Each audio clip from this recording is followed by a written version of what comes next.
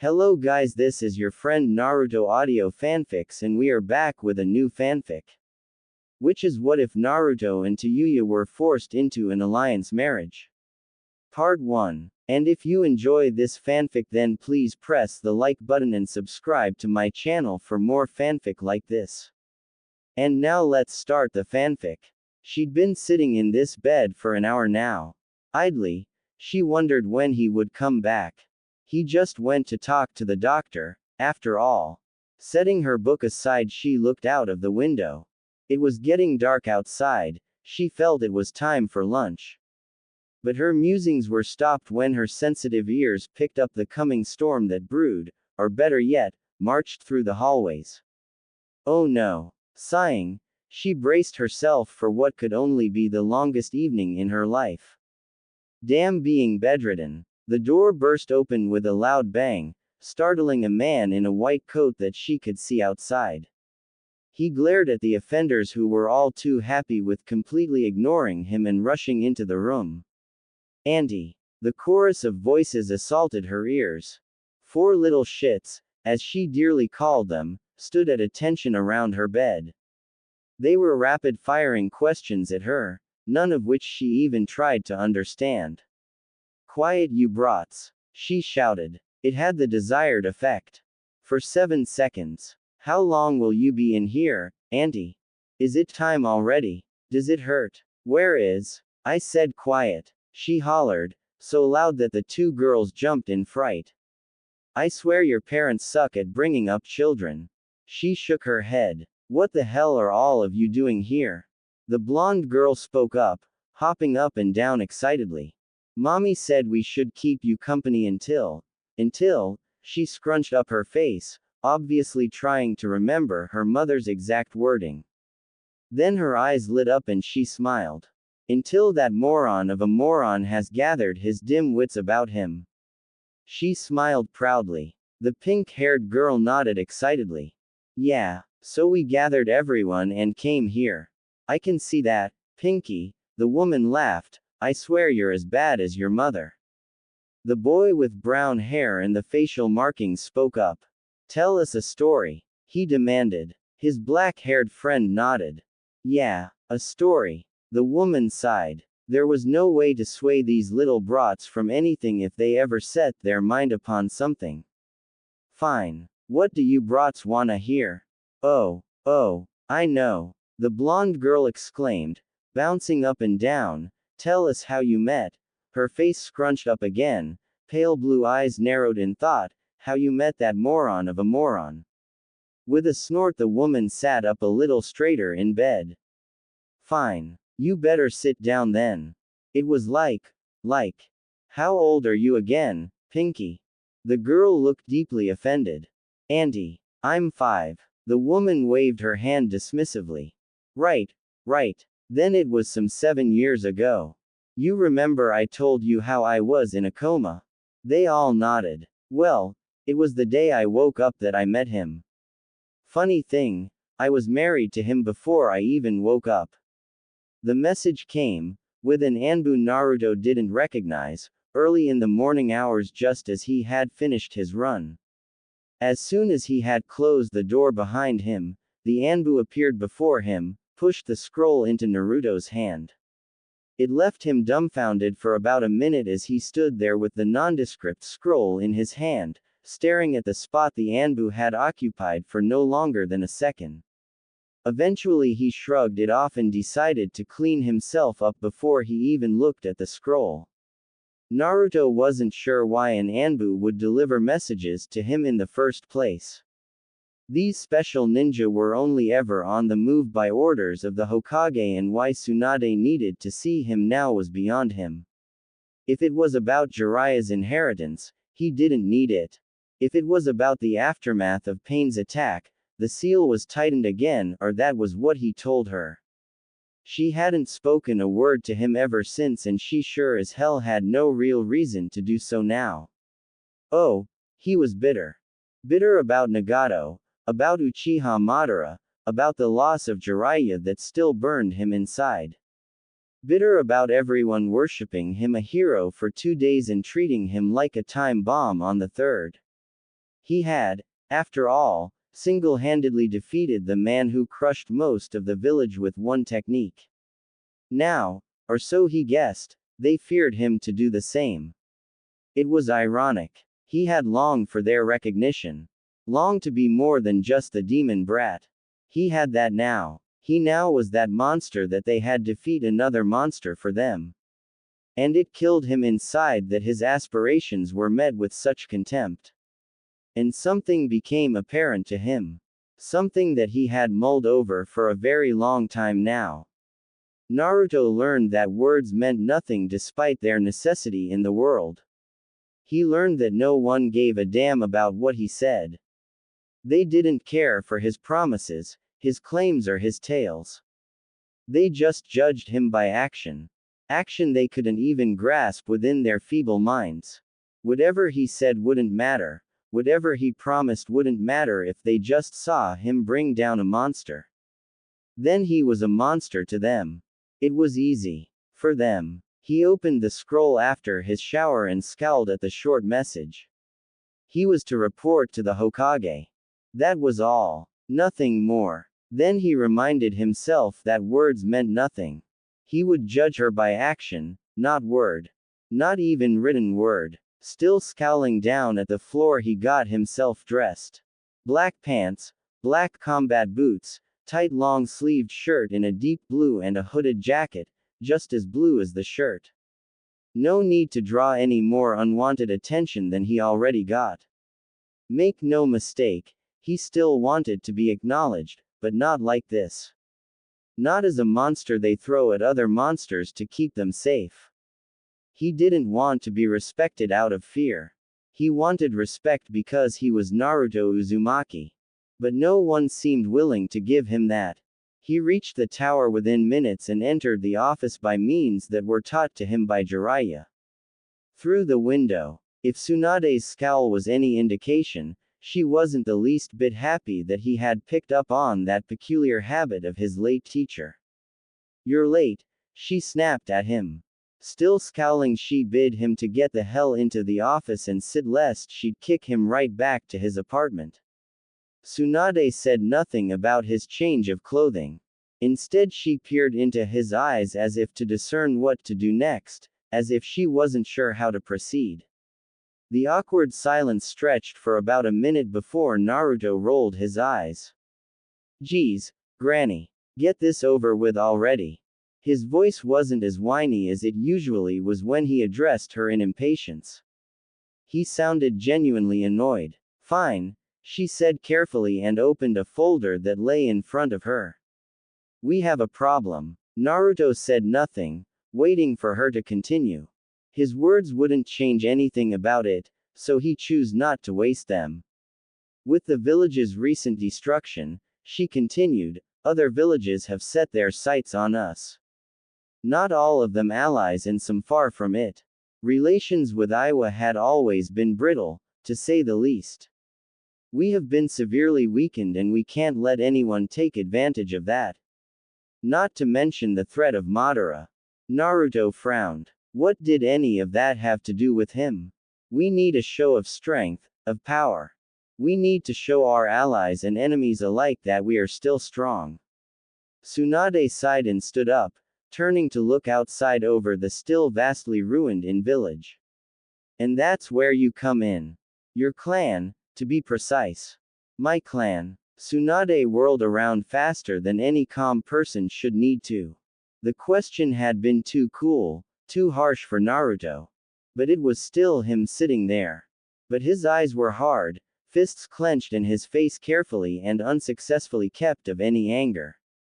"Yes," she finally said, nearly choking on the word, "the Uzumaki were. I know who the Uzumaki are, Tsunade. I just don't understand what a dead clan could do for you." She swallowed. What was this aura he had? Then you know that they were widely feared in all of the elemental nations.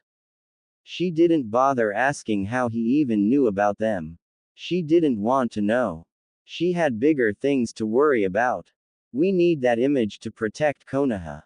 Naruto scowled, something he did terribly often nowadays. "But they are extinct." My mother was the last of them. Tsunade nodded, a sour expression settled in her face. Exactly. She was your mother. You were an Uzumaki. Things started to rotate in Naruto's head, and the picture it produced was not one he was quite so fond of. If he was the last Uzumaki, that meant that Tsunade wanted him involved in the return of the clan. Now how does a clan return? Children, of course. His children would be Uzumaki by default. They wanted him to restart the clan.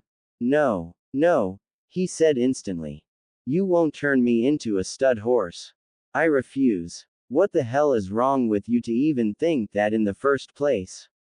Was she seriously considering this? Tsunade sighed. Naruto, I wasn't about to have you knock up a whole lot of women. Naruto visibly deflated, the relief washed over him. Thank God Tsunade hadn't lost it yet. Good, he sighed. It's just one. Naruto nearly fell out of his chair. What the hell did I just tell you, Granny? I'm not going to do this. He shouted at her, rising from his chair so fast that it toppled over backwards. The resounding crack of wood on the stone floor echoed like a bell through the office as Tsunade remained stoic. Naruto, she began with a grave tone, this is not for you to decide. What? You are a shinobi. One of my shinobi, to be precise. I am your Kage, so you do as I order you. She stood up, her face more serious than Naruto had ever seen it. Didn't you claim to become Hokage one day? What do you think I am doing here? What does your dumb head spit out about this? What would you do in my situation? Naruto bit down on his tongue and scowled. He said nothing. Tsunade scoffed. I thought as much. The village is weak, Naruto. The Uchiha are gone now that Sasuke is officially a missing nin with the stunt he pulled against Killer Bee. Our walls are torn down, our resources have taken hits so hard I don't even want to think about it. Though we had no casualties thanks to Nagato reviving everyone that died, we are weaker than we were after the Kyuubi's attack. Now tell me, Naruto. What is the Hokage's foremost task? Naruto mumbled something she didn't hear. Speak up, she ordered him. He blanched. To protect the village. Exactly. Tsunade walked around the table and stood in front of him. He noted that he was taller than her. When had that happened? And right now that's what I'm trying to do. The Hyuga are already as strong as their reputation can get. Neither Itachi nor his brat of a brother will return to us. Neither the Yamanaka, the Nara or any other clan for that matter have a reputation strong enough to protect us. The Senju clan can't be revived. Believe it or not, but I am too old to have children. She grimaced. We tried. You weren't the first choice. The Uzumaki are the only name left strong enough to keep us from falling into a war we would most definitely lose. Even with Yamato doing his best to rebuild the village with his wood release. Naruto swallowed and continued to stare at Tsunade's unwavering gaze. Could he do this? Revive his clan? Protect the village from yet another war?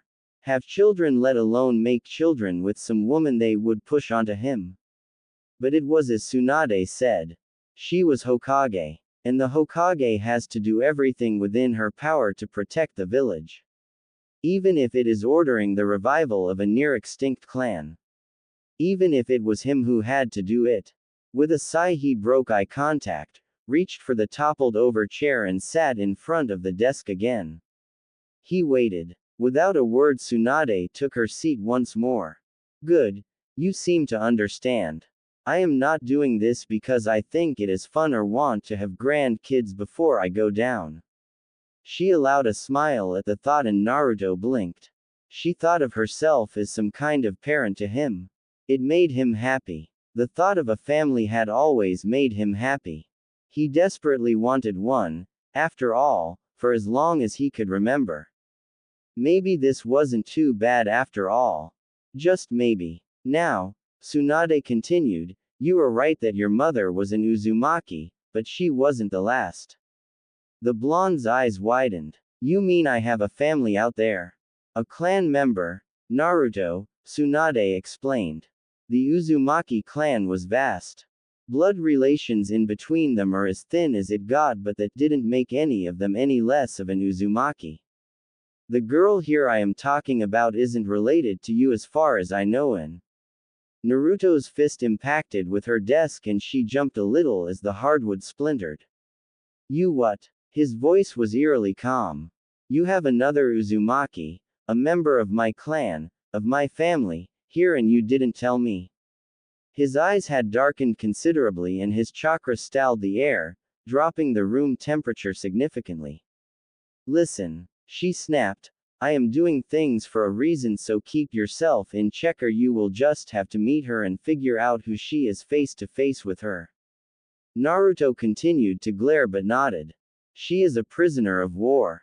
She was part of the invasion and one of the 4 that tried to escort Sasuke out of the land of fire. Her name is Tayuya. Tsunade looked up in surprise. You know, Naruto scoffed. I was part of the retrieval squad. You do remember that, do you? She punched me in the face. But as far as I remember, Shikamaru told me that Tamari buried her underneath the forest. Tsunade nodded. She did. It's just, she survived. We picked her up, put her in prison, and while we made a file for her we found out she was an Uzumaki. It wasn't important back then. She was a prisoner, and a cripple. The air grew chilly again. And you didn't think I would at least like to know of her? She was part of the team that helped Orochimaru kill Sarutobi. Naruto's teeth ground together as his jaw clenched shut. Exactly what I thought, Tsunade said.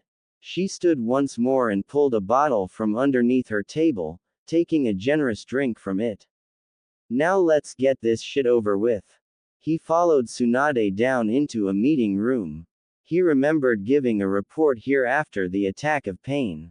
At the dimly lit table were 3 figures he didn't think he'd have to see again so soon. Danzo was among them. The other 2 were Hiruzen's old teammates and he didn't bother remembering their names. Homura and Kaharu, as their names were, looked up at him and promptly proceeded to ignore him as they started to talk to Tsunade. Danzo made no move to acknowledge either of them. Tsunade, you sure took your time, Kaharu rasped. Homura nodded. This matter is important, Homura spoke, not looking at her. The sooner this gets out public the better for us. Tsunade's eye narrowed as she sat down. I am sure you meant to say, for the village.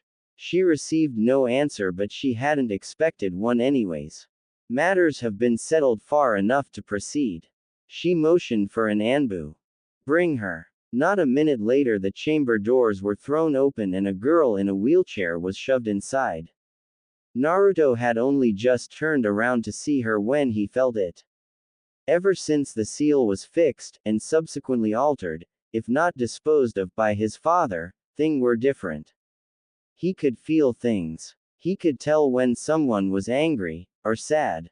But this girl, she felt something different, something so permanent that it clouded her mind. But he couldn't discern what it was. Her hair was long, impossibly so. Red hair reached down to her ankles, even as she sat there in this wheelchair. Naruto frowned. Her legs looked wrong, as if something was broken within them. He guessed that's what an entire forest does to you if dropped atop of them. She was clad in the standard gray prison uniform, baggy and surprisingly clean. Her skin seemed to be still damp and slightly irritated. They must have scrubbed her down hard to get her clean. His jaw set, but he said nothing. Her eyes were a deep violet, if not amethyst.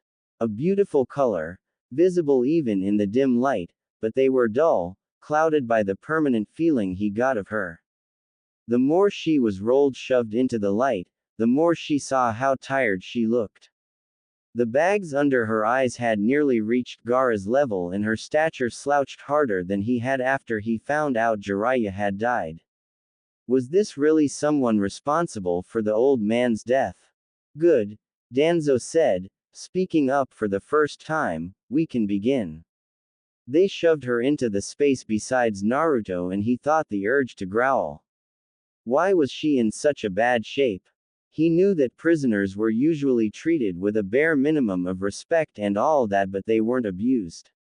She was one of the Sound Four, the personal guard of Orochimaru. She had upheld the barrier that prevented anyone from aiding the third Hokage in his fight. She was responsible for his death. But Naruto had grown over the years, even though people wouldn't ever say the same about him. To them, he was just dumb ol' Naruto, the guy they throw at every threat too big for them to handle. But with all he had been put through, he had grown wiser, grown patient, grown to understand. And he understood. He understood that ninja took orders from their superior and executed them to the best of their ability. But that made nothing easier. Danzo and Tsunade had started discussing something, but Naruto didn't listen. He tried to figure out those feeling that was constantly rolling of her. It felt familiar. It's dread, human. Dread and agony. She's in pain. He didn't flinch when the Kyuubi's voice rumbled through his head. How could she be in pain? He asked back instead. Why would I tell you? Naruto had no answer to that. After all, the fox was still pissed that his escape attempt failed. Naruto tuned out the others and looked at Tayuya's dead and clouded eyes instead. They were arguing about him only taking one woman. Inwardly, he scoffed. He hadn't even really taken her yet, and the thought of forcefully taking her made him sick. She was a former subordinate of Orochimaru. That meant, aside from the fact that she was most likely from the Sound Village, she was also bearing a curse mark and had endured severe experimentation. If he remembered correctly, she had used a flute and sound-induced genjutsu to fight. Including that, she also summoned monstrosities to fight for her. Naruto knew that the prisoners weren't caused any pain. If she had been tortured for information, it had been a long time ago. Naruto remembered how Sasuke received his curse mark. It caused him unbelievable pain. Was that going on here? Was her curse mark inducing her with so much pain for such a long time that her mind dulled down? The Kyuubi's grumbling laugh resounded in his head. You are far more observant than I ever gave you credit for, human. You are correct. Her curse mark is trying to kill her. He was silent again, and Naruto was in no mood to have another scathing conversation with the fox with the anger problem. What did you just? Wincing, Naruto closed of the connection lest his head exploded. He returned his attention to Tayuya. Leaning forward slightly, he couldn't see the curse mark, but there was a patch of skin just above her shoulder that appeared inflamed. Was that it? So he and her will sign the contract. Within 2 years we expect results, Tsunade. Kaharu's raspy voice brought him back to reality as an opened scroll slid in front of him. He blinked and tried to skim through it. It appeared to be a simple contract that stated that he, as clan head of the Uzumaki, would marry Tayuya and take her as his first wife. He frowned at that. They would reside in Konoha and represent the Uzumaki as such. Even their place of residence was written down here. Sign just besides the Uzumaki symbol, Danzo instructed. Naruto looked up to see that he wasn't even looking at him. This was it. Could he enter this marriage for the sake of the village? His stomach turned sideways. Was this his life now? Married to a woman that appeared to be mentally shut down because of her curse mark. Now question was, what would happen if he refused? What would they do then? Force him to do something? Kill the girl off? Breed her? Or even him? He ground his teeth.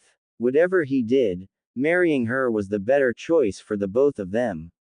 The mere thought of her, of anyone, being used in such a way made him unbelievably angry. But could he live with her? With this girl who helped kill the old man? He shook his head. She had her orders. She did what she was told to do. Just as he always had.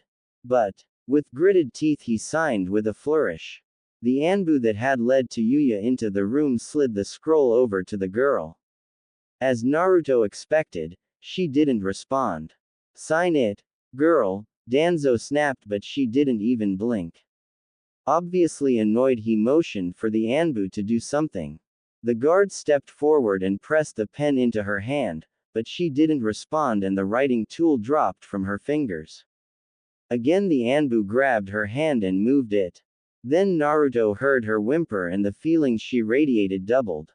She was in even more pain than before. Naruto's hand gripped the Anbu's forearm like a vice. Let go, he whispered harshly. The Anbu tried to ignore him and continue with his task, but Naruto's grip tightened considerably. With one hard shove, the Anbu was sent backwards a few steps. This girl, she was supposed to be his wife. His family, and he would be damned if he'd let anyone hurt her, even if he couldn't stand her at the moment. Tsunade glanced at him but remained silent. Naruto stood up and gently took her hand, careful not to cause her any more pain than she was already in. He guided her hand to the designated space and leaned over her shoulder. He whispered into her ear.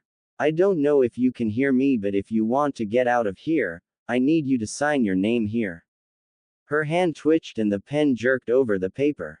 It left behind an unreadable mess, but it was enough. The scroll was snatched out from under her hands as soon as the pen left the paper. Good, Homura spoke as he put the scroll away, that makes it official. The wedding will be held in 3 months at the Hokage Tower. Get her presentable by then. With that the elders stood and left the room faster than their age should allow.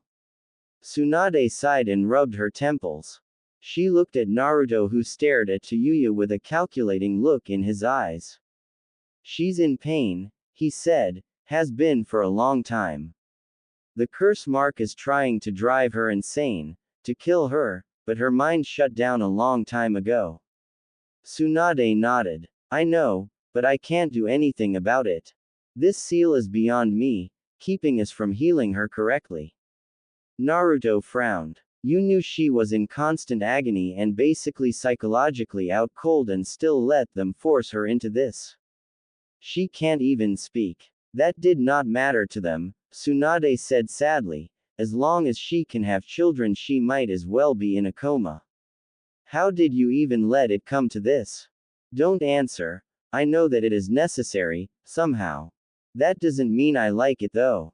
Naruto sighed and looked over to where Tayuya sat. Well, for now I will see about getting her better. I can't leave her like this, no matter what she did. Using the body flicker to get her into his apartment was easy. It also seemed to increase her pain only a little. Naruto had not the faintest idea how he could possibly remove the seal from her neck. He wasn't a seal master, and while Orochimaru wasn't either, he was still better than Naruto, who had begun looked into sealing only a month prior. Frowning as he carefully sat Tayuya down on his couch, he tried to recall what exactly the cursed seal did. It took him about 12 minutes of diving through his memories until he stumbled upon one of his more recent ones. He was sitting at the edge of the nature toad oil pond, meditating as requested and trying to gather nature chakra inside his body, though the oil applied to his skin. Naruto could feel it, the influx of it, the expanding of his own chakra within him to accommodate the nature chakra. He tried to lessen the flow, but he slipped. He could feel his hand change as the chakra overran his cells, but a sharp slap of a wooden stick snapped him awake. The nature chakra left his body and he exhaled. Ah, shit, he groused. This is not getting any easier. A green toad with a black cloak and a tuft of gray hair, complete with an equally gray beard, hit him once more with the wooden stick. Don't ya go curzin' round now. It chided and jumped down from the stone statue of a toad he had resided on. Boy, ya gotta get a hang of it. We ain't not doin' this like ya snake-faced turd out there. Naruto frowned. What do you mean, Pa? Are you talking about Orochimaru?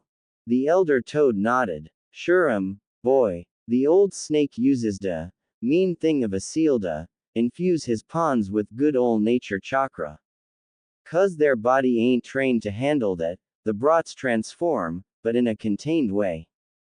Can't say to it makes 'em strong as the usual way, but makes 'em strong anyways. Nature chakra. So the seal infused the body with nature chakra. If that was the case, then he should be able to sense it, control it even. Naruto plopped down in front of Tayuya in a meditative stance on the floor. Within minutes he had gathered enough to allow him through inspection of Tayuya's chakra. And indeed, as soon as Naruto expanded his senses to feel her chakra, he nearly recoiled at the vast amount of it that streamed through her. So much nature chakra would have him be a stone in seconds. So the pain comes from the seal fighting the transformation, there's no other way. The fox suddenly scoffed in his head. You sure put a lot of effort into aiding her. Did she not help kill the third? Did she not lead Sasuke out of the village? Naruto chose to ignore him. It was better this way. He could help her, so he would. She was his family now. It was the right thing to do. Hopefully. Is it? The fox questioned. What will you do if she comes to hate you? Konoha held her a prisoner for years. Do you really think she'd accept you? That is all just wishful thinking. You are desperate for a family. You always were. I can tell that you are happier with this than you would ever admit. But know this. She will leave you, hate you like all the others do. Shut up. He growled back. He didn't need that damn fox to mess with his mind. He set about getting a grasp on the chakra in her systems. It was a bit different from his own, but he should be able to absorb it. He took a deep breath and prepared to take it all in. He needed to absorb hers at the same rate as he expelled it. He took her hands and began pulling the chakra. It sounded easier than it was. The pain was excruciating. The nature chakra that came from the seal was like acid in his veins and burned the tenketsu in his back where he expelled it again. It became nearly impossible to contain the balance in his own system. He could feel his body rapidly degenerating before restoring again. He coughed. The taste of blood filled his mouth, but he didn't let up. He was nearly there. The influx of nature chakra in her body was nearly gone. With a final gasp of effort, it was over. There was an audible crack behind him as the sheer mass of nature chakra broke his table and the wall behind it. She felt sore. Sore all over and beyond what she thought possible. Her mind was a mess of fragmented memories after. Tayuya remembered the fight with the shadow user and how the Tsunade came and aided him. She lost, and then she was buried beneath hundreds of trees. But she didn't die. Now that she was finally able to think, she remembered that she was dragged out from under the trees, and then there was pain. Nothing more. Her senses returned slowly, crawling into her addled brain after years of disuse. She was exhausted. She was hungry. Everything felt numb, but there was no pain. But something was missing. The prying presence in her mind, the whisper in her head, the burning on her neck. It was gone. The curse mark was gone. She had been abandoned. Apparently Orochimaru didn't even bother killing her. It dawned on her that she was a prisoner or even another test subject yet again. If only she could pry her heavy eyes open, she could see. A blonde guy, hacking up blood while holding her hands. Not what she had expected, but better than a dank cell. For now, she tried to look around, only to realize that she couldn't even move her eyes. A curse burned on her tongue, but she couldn't speak. A wave of nausea hit her when she realized just how empty her stomach was. A grunt escaped her lips as she strained her body to move. Even though it had been a quiet noise, it was loud enough to snap the blonde's eyes up to hers. Orange markings around his golden eyes with a strangely rectangular pupil that lay in his eyes like a small black horizontal bar of obsidian. And while it did remind her of Orochimaru, she was not afraid of him. She noticed that he held her hands, and in his hands she could feel it.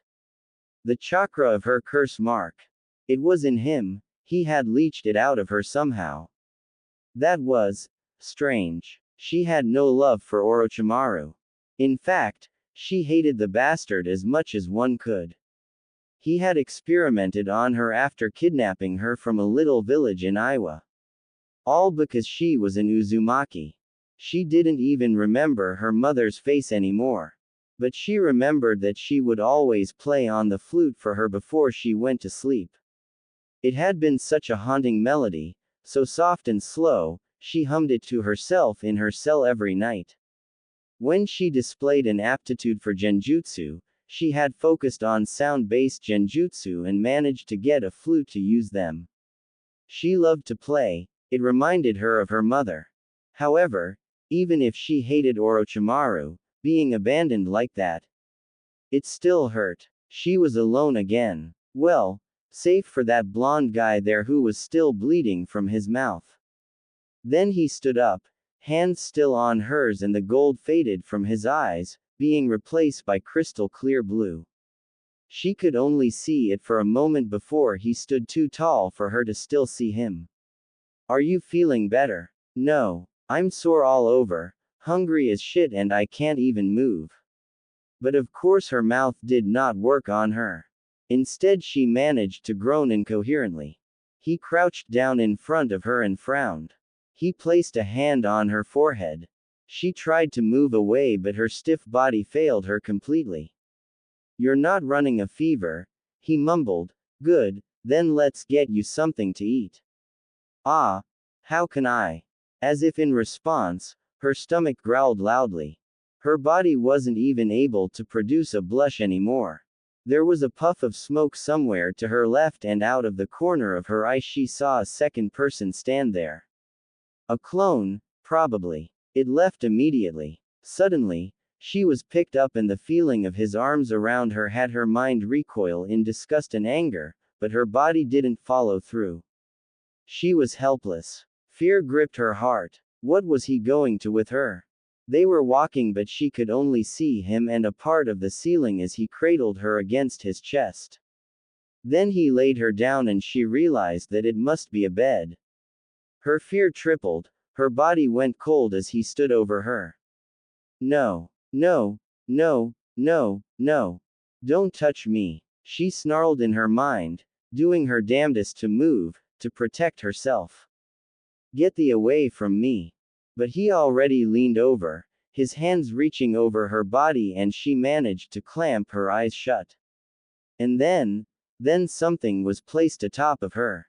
Slowly her eyes opened, even though Shish had intended to snap them open. A blanket covered her up to the chin. The blonde was nowhere where she could see him. Fatigue hit her as a crushing wave, the warmth of the blanket pleasantly suffocating the cold in her body, and her grip on consciousness faded. Naruto closed the door when he saw her eyes close and her face relax. With a sigh, he slid down to the floor, leaning against the closed door. What the hell was he doing? He had nearly killed himself for her, and they hadn't even exchanged 2 words yet. He shook his head. Stupid hero complex. It's the red hair, I tell you. Naruto's eye twitched, but he decided to ignore the fox for now. As if her red hair, her beautiful, wonderful, soft red hair. Okay, maybe it had something to do with that. Red was a beautiful color after all. But nothing beat orange. Aside from her hair. His eye twitched once more. Shut up, he shouted at his feet. With a sigh, he stood up. If she was going to live here now, she would need some clothing. No way he'd let his family wear a prison jumpsuit. You do realize that you once wore the same in orange, right? I hate you so much. You mean Uncle Kurama was teasing him? She snorted. The fuzzball did nothing but tease him. I do have to thank him for that later. Tayuya woke when someone opened the window at her side. She was still tired and sore, but she felt by far better than yesterday. Good even. She cracked her eyes open only the tiniest bit and saw the blonde guy hang out a blanket. He then turned to something that stood at her bedside just outside of her field of vision. When a cold feeling invaded her veins in her arm, her head jerked to the side and she saw that she was connected to an IV. The blonde didn't notice her movement and turned away. How long will she need these infusions? He asked someone she couldn't see. A woman answered. Until she has absorbed enough nutrients to rebuild herself. I still can't believe you took the seal of her. Enko will come hounding you for that when she returns. Quote. He laughed tiredly. I expected as much. Has Shizune found some suitable clothing? Tayuya could hear the smirk in the woman's voice. You beat down pain on your own but are afraid of buying undergarments for a woman.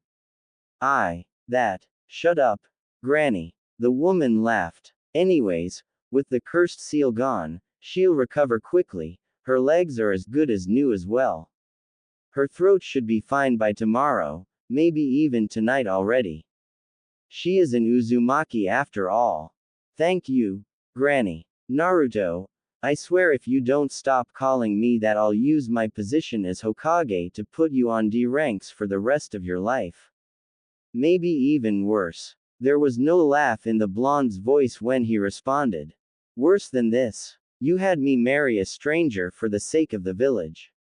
He gestured to her and she nearly stopped breathing. You had me marry her, a girl that aided killing the old man. How much worse could it get? Married. What the actual flying? Tayuya refused to be talked about as if she wasn't there and forced her body to move, to make them notice her. They wouldn't kill her. They had already gone great lengths to ensure that she recovered. Naruto noticed the ruffling of sheets behind him and was at her side immediately.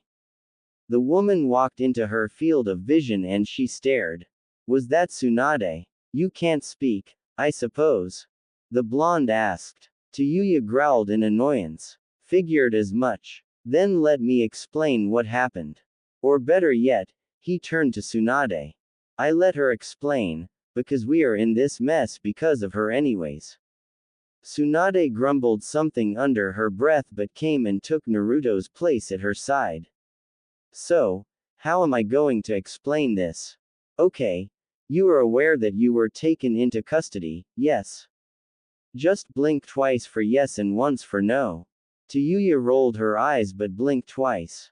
Tsunade nodded. That has been some 5 years ago. While you were in prison, the cursed seal on your neck tried to drive you insane, kill you off, but before that happened your mind shut down, putting you in a coma and effectively halting the seal in its attempt to kill you. And since Naruto here somehow took the seal off you, your mind returned. But your body is in a bad state.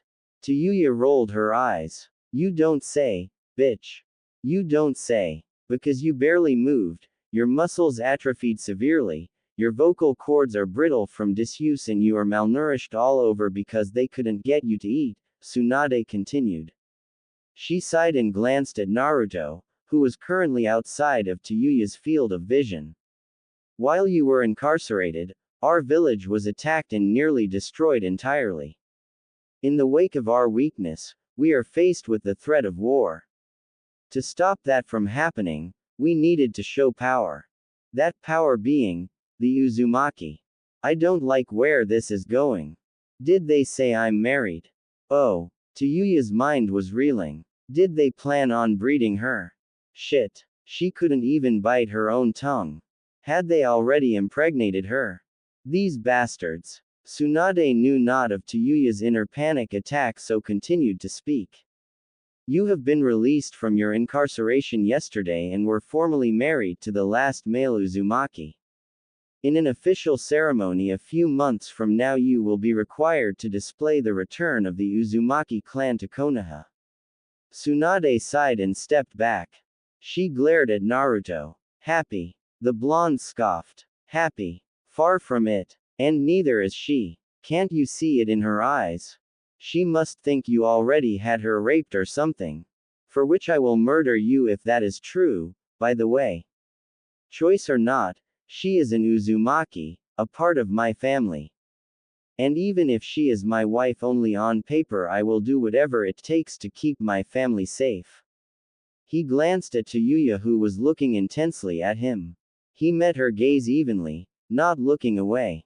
There was no real warmth in his eyes, but they weren't outright cold. Still, Tayuya's mind had enough for the day and shut down. As her eyes rolled into the back of her head, he sighed. This was going to take a long time. The next week was straining for both Naruto and Tayuya.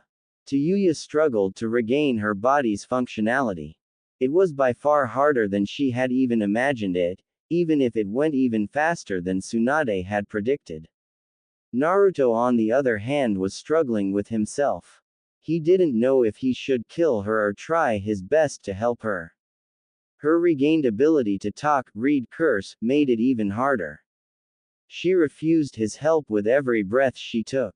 "Leave me alone already," she shouted at him, throwing a pillow after him. He closed the door before it even hit.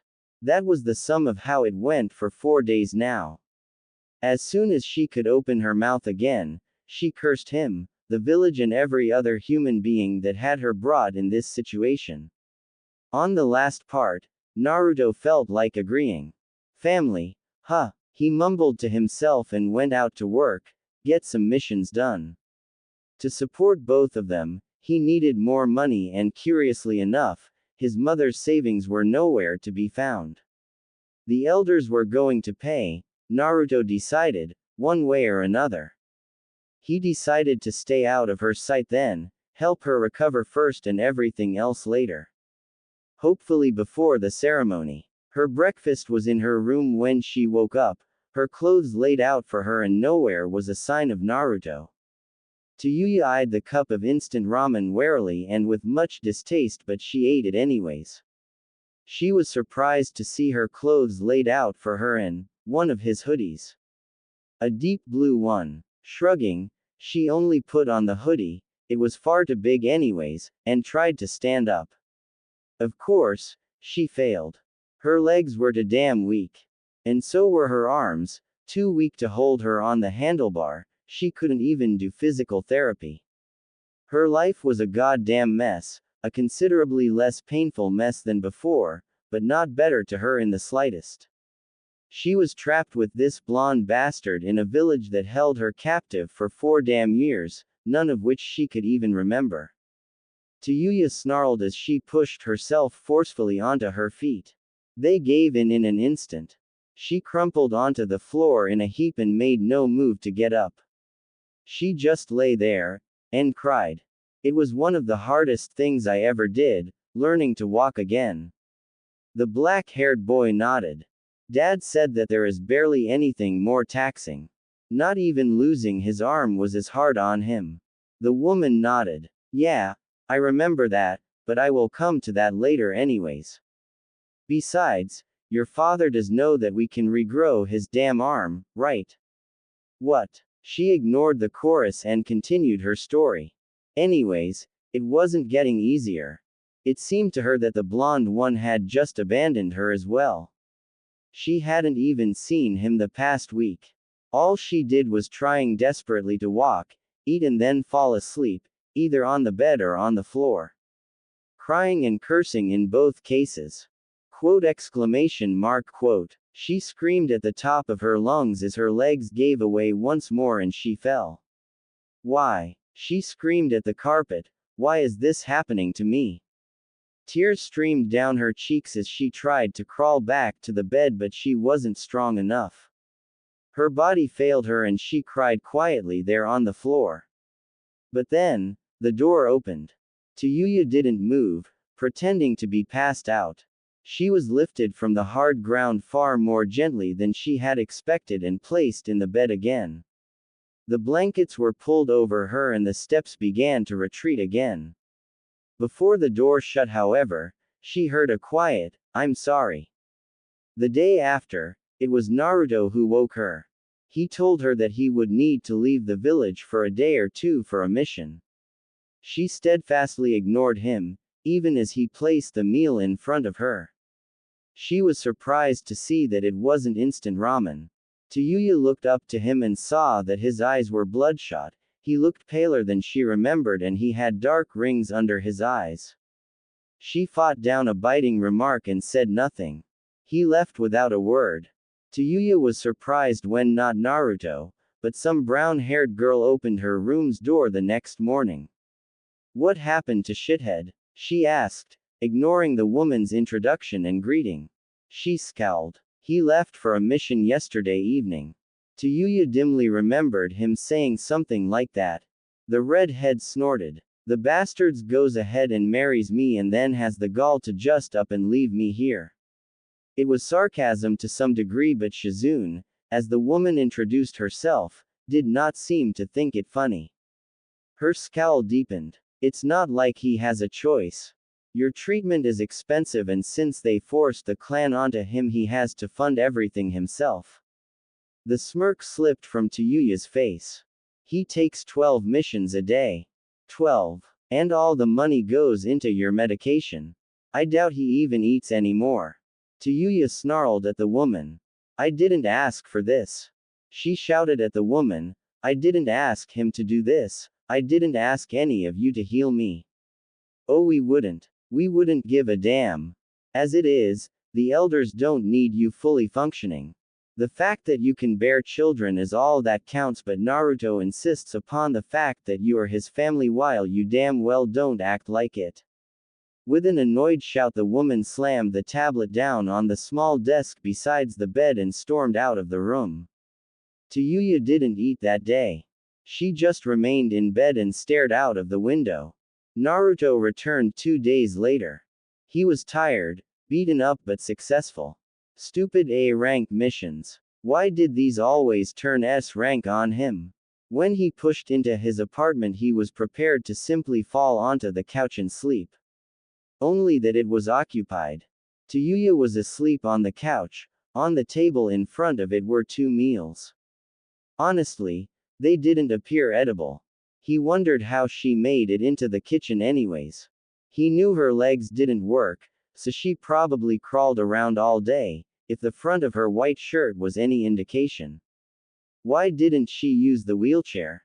He sat down and watched her sleep with a thoughtful expression. Maybe she was actually willing to accept her situation.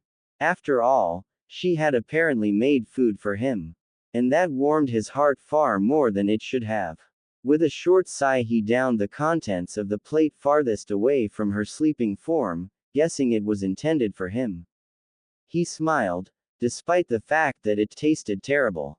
Too much salt. He remained sitting on the floor besides the couch and watched her sleep. Eventually he too fell asleep to the sound of her rhythmic breathing. A strange feeling against his cheek woke him the next morning. It was warm and soft as it drifted over his whisker marks. His left eye opened a tad to see Tayuya, studying his face with a thoughtful expression. She didn't even notice him being awake. Not until he slowly grasped her hand and moved it away as he sat up, bright red in the face. It took a second before Tayuya even fully realized that he had just sat up and she drew her hand back so fast she hit herself in the chest. Her ears turned scarlet and melded into her hair, but her expression was defiant, as if daring him to say anything. Naruto swallowed and stood up. He picked up his empty plate. Tayuya's eyes widened as she saw it. "It was awful," he said as he walked towards the kitchen. He halted in the doorway. "But, thank you." A smile he couldn't see hushed over Tayuya's lips before she scowled fiercely. "You." She shouted after him. He laughed aloud, for the first time in what felt like ages. "You want to do what?" Naruto asked again, for the 3rd time. Tayuya rolled her eyes. "I want to sell my information on Orochimaru to the village." "Are you really too dumb to listen?" Naruto scowled as he helped her settle down on a chair in the kitchen. "I just don't see why you want to do this. If you declare that you even have information, they'll drag you back to T&I faster than I can react. And then Danzo will try to get his hands on you." Shoving his arms away from her person, she scowled and looked away. "Money is money, right? Could always use it." Naruto walked around the kitchen table and sat down opposite of her. There is no need for you to get your mind messed with. Money is no problem. It damn well is. Tayuya snapped back. I won't have you work yourself into the ground for my crippled ass, you maggot. Indeed, Tayuya was not happy being weak. Her being cared for, it made it only all the more obvious to her. She needed to do something, anything to help herself. Being helpless was not something she liked to be, being helpless had hurt her before. Naruto sat back in his chair and sighed. Technically, you are my wife, so caring for you is only natural, he said with a shrug. He didn't know if he really meant that, but it was nice coming home to someone, not an empty and cold apartment. Even if the one he came home to was cursing worse than any sailor out there. Still, Tayuya scowled. There was no real bite in it. Then her eyes leapt up to his. But that also make you my husband, doesn't it? She exclaimed, somewhat triumphantly, so I have to care for you as well. So let me do this. Naruto blinked, and blinked once more for good measure. Then he blushed. Tayuya reflected his expression to AT as she realized what she had just said. She tried to turn away, hands pushing against the table, but her legs were too weak to turn herself, so she just ended up pushing the table into a stunned Naruto, who promptly fell over, chair included, followed after by his bowl of ramen. The moment was broken and Tayuya started laughing. Tears came to her eyes as she damn near fell of the chair herself. Naruto pushed himself up, the bowl along with its contents atop his head and a frown on his face as a noodle clung to the bridge of his nose. He scowled at her, the noodle slipping completely of his nose before he, too, broke down laughing. Still laughing, he pulled himself up and pushed the table back to where it belonged. Tayuya was wheezing, her laughter ringing loud and clear through the kitchen. She hadn't laughed so hard in ages, a decade even. Eventually, she laid down against the tabletop, breathing hard, the occasional laugh still escaping her. She wheezed, you're trying to kill me, damn it. I'll have you know that I did my damnedest to achieve the opposite. Naruto huffed, bending down to clean up the remains of his meal. Another laughed gasp escaped her. Stop. Damn it. I can't. Breath. Naruto scowled a little. How is that funny? You're such a shithead. She laughed, clutching her sides. Rolling his eyes, he chucked the bowl in the sink. Yeah, still, I can't just throw you at them and expect them to not drive you insane for every bit of information you have. Orochimaru hurt this village big time. They'll go far to get him. So, Tayuya growled, you are allowed to go out and risk your ass, but I am not. Naruto halted before he even began. He wasn't one to deny others the right to fight. It had been done to him far too often. My ass isn't as nice as yours, and besides, I'm doing just fine out there. He huffed indignantly, his lame attempt at dissuading her only serving to have him blush madly. Tayuya's left eye twitched, but she ignored it. So let me do this, idiot. I won't let you work for me like I'm some cripple. Even though she was at the moment, the feeling just made her sick. Naruto took a deep breath and sat down again. Having her sell information on Orochimaru no less, would bring a whole lot of money. More than a few S-ranked missions. But the Yamanaka clan took enormous casualties both times Orochimaru messed with the village. He kidnapped many children and experimented on them when he was still in Konoha, and made sure to kidnap even more when he invaded Konoha during the Chunin exam. Inoichi may be impartial to most prisoners, but to a former personal guard of Orochimaru. The man had lost a brother and 2 sisters to the snake. There was just no way he wouldn't mess Tayuya's mind up. And Naruto would be damned before he let his family be driven insane by some man on a vengeance frenzy. The fact that he tried to hate Tayuya for the sake of his own vengeance escaped the blonde hypocrite. Fine, he said, but it won't let you go alone.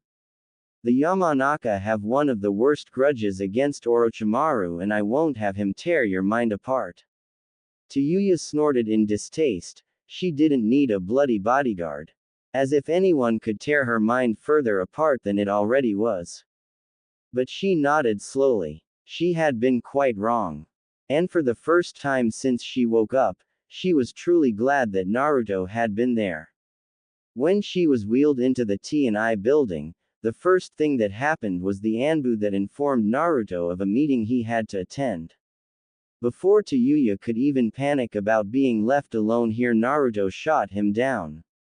The Uzumaki clan has business to attend, the meeting can wait, he said and ignored the ninja as he continued to wheel Tayuya into the prepared room. Inside was no other than the clan head Inoichi Yamanaka himself. Curious, Naruto asked innocently, was there not a clan meeting for us to attend? Is there anything specific you needed, Lord Yamanaka? Tayuya stiffened. This man was the clan head. Why would he be the one to search her mind? The man shrugged. I am here to make sure that everything is done to the best of our abilities. The information she offers to sell is, after all, quite valuable. Naruto did not appear convinced by that but placed Tayuya's wheelchair into the ceiling circle. Before entering it though, he studied it for a moment before nodding to himself. Inoichi stepped in front of Tayuya, face carefully blank, and extended a hand towards her head. She closed her eyes and hoped for it to be over soon. But nothing followed. When she opened her eyes, Inoichi's hand was but a hair's breadth from touching her forehead. Naruto had tightly grasped the man's wrist. I trust you will only see what you need to see, he said, eyeing the man suspiciously. The Yamanaka's eye twitched but his mask held. Of course, he grit out. Tayuya wasn't prepared for what happened next. Suddenly his hand felt like it sank into her head, pushing her back inside her own body before her vision swam and she saw her memories from the outside. The Taki base is compromised, we move further down south. Now go, children, cuckoo. The Uchiha is important because I say he is important. You dare question me? My, what a bad girl, Tayuya. Kabuto. Take her away. Cuckoo. A new concoction is ready. The invasion is going as planned. Move to create the barrier as soon as Lord Orochimaru gives the signal. What? Why was he viewing this? This had nothing to do with their bases. You are to leave the area immediately, the troops are on their way to the clans to do some damage. Is that so? Tayuya froze within the confines of her own mind. That was the Yamanaka's voice. Indeed, little girl, you will show me what I want to see. I care little for the bases. I want the names and faces of those who killed my siblings. The memories flickered and an image appeared she had nearly forgotten. It was her mother's face, but she was dead. Suppressed memories. Aren't they full of surprises? You will show me the names. There was pressure all around her, as if her memories were piling upon her, the heavy weight squeezing the air out of her lungs as images she didn't want to remember were shot into her. She was tied to a wall. The cursed seal had malfunctioned and nearly burned her shoulder off. Orochimaru walked up to her. Not a word was spoken as he rammed a spike of sorts through her shoulder and poured his chakra into her. She screamed in agony. The mission had been a failure. Kidomaru had lost an arm and was bleeding out fast. She didn't need to be tortured again for losing a teammate, so she and the others hurried inside of the base. Orochimaru wasn't there. It was Kabuto who greeted them. You failed, was all he said before the poison darts hit them. It burned her blood until she lost consciousness. There was fire everywhere. Red flames licking at the stairs down. She couldn't run away, the way was blocked. Arms pulled her back into a warm embrace. Her mother hummed into her ear and said, "All will be alright, baby girl." And tomorrow we will get you your own flute, okay? Just as she tired around to smile at her mother despite the fear, the fire and the smoke, she saw the snake tear her mother's throat apart. She fell backwards into her room. Blood gurgled from her throat as the man with the yellow eyes stepped over the corpse like she was a lump of rags. He sneered. There you are, little Uzumaki. Come with me. Cuckoo. She was flung into a room, the seal didn't even stop burning yet. The pain was too much, everything was too much. Mother hadn't wanted this. She wanted her mother. She wanted her back. The door opened and Orochimaru stepped inside. There was a syringe in his hand as he smiled evilly down at her writhing form. He opened his mouth and it stopped, the images vanished and she could breathe again. Her eyes stung with tears and she blinked to clear her vision so she could get away. Before her stood Naruto, his back towards her. His chakra was all around her, filling out the room as he stood between her and Inoichi. You are finished, he snapped. The pressure he applied to the Yamanaka's arm had the man wince in pain as he nodded stiffly. He turned to Tayuya with golden eyes, the orange marking around them. Unsteadily she met his gaze and he nodded. He pushed her out of the room and halted in the doorway. Do that again and you will never have the chance to try it on anyone else ever again. Naruto never mentioned that he had seen the memories as well. He grit his teeth. He felt like he was going bipolar just because of her. Grandpa did that. The blonde girl looked downright awful at the thought. The woman grimaced and reached over to pat her head. Don't worry too much. He was an asshole at the time but he redeemed himself. Now just be quiet already. The money earned was enormous. It seemed that Inoichi had added a sizable sum to keep their mouths shut. Naruto didn't like it, and even less so did Tayuya, so they formed a formal complaint. With Tayuya's words, Naruto was sure that neither Tsunade nor Inoichi had ever seen so many foul words written on one piece of paper. Of course, they kept the money. Naruto had at first wanted to return it but Tayuya saw no reason to give the guy that tried to mind rape her even a single coin back.